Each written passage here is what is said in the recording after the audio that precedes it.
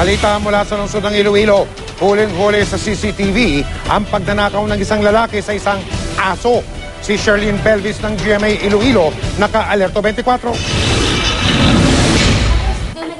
Kuhang-kuha sa CCTV ang lalaking ito na tila may minamanmanan sa labas ng gate ng bahay sa isang subdivision. Panay pa ang dungaw ng lalaki sa loob ng compound. Ilang sandali pa, tumawid ang lalaki sa kabilang kalsada at umupo. Matapos ang ilang minuto, umalis din ito. Maya-maya, makikita sa CCTV ang paglabas ng asong ito sa gate ng bahay. Muling nakita ang lalaki, nilapitan ng aso, pasimpleng binitbit ang aso tsaka mabilis na tumakas. Yung pangita sa wife ko, so wala na, ginatawag yati. Ginlantaw na mo sa camera, may isa ka tao nga nagkuha. Agad na nireport sa pulisya ang insidente.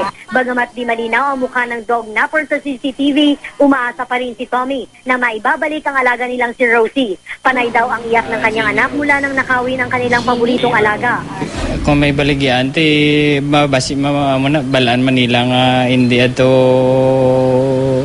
ang tagiya kinawatan.